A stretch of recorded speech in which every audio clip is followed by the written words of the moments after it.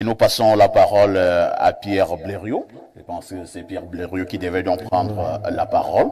Pierre Blériot, vous avez suivi cette militante panafricaniste, avocate, Corinne Ailey, du côté de la Grande-Bretagne. Elle y est depuis plusieurs années. Elle n'est pas passée par quatre chemins pour dire que la diaspora camerounaise fait peur au système en place. Votre commentaire?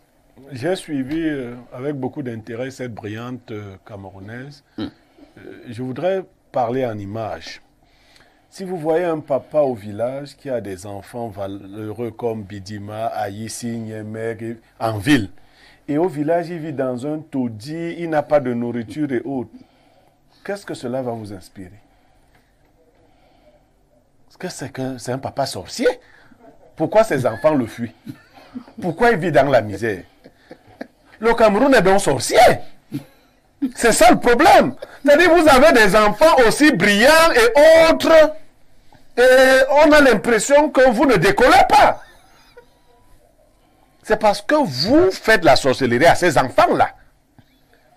Quand vous sortez du pays, ne serait-ce que pour aller au Tchad, votre mentalité change. Je l'expliquais quelque part. Quand on bouge, on change. Quelques parents l'ont compris. Bidima le fait. Faites sortir vos enfants du pays si vous en avez les moyens. Pas pour qu'ils aillent devenir des Français. Ils vont changer. Si vous avez des enfants qui dorment jusqu'à 9 heures, ils vont comprendre ailleurs. Tu as été ailleurs. Qu'on ne dort pas. On ne dort pas ailleurs. Ici, les Camerounais sont victimes de sommeil. Un fonctionnaire dort à 9h30. Il se lève pour arriver même à sa salle de bain. Il a mal partout. Il se lave et il quitte la maison à 11 heures pour aller au travail.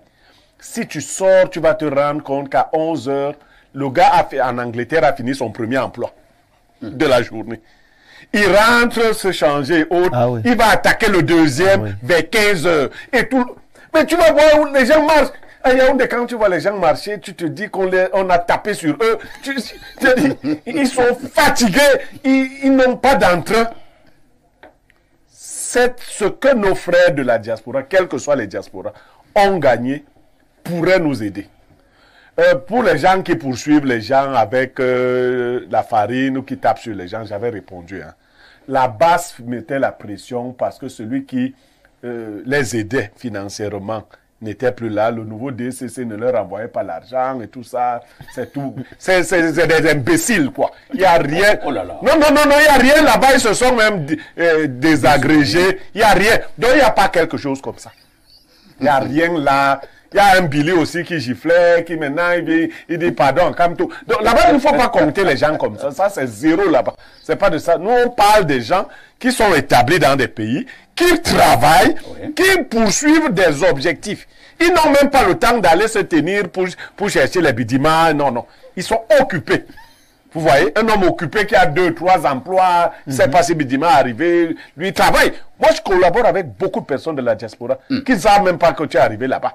Donc, les désœuvrés qui sont allés là-bas pour les femmes et pour le ruinard blanc de blanc quand on t'invite quelque part, eux, ils ont ce genre de temps.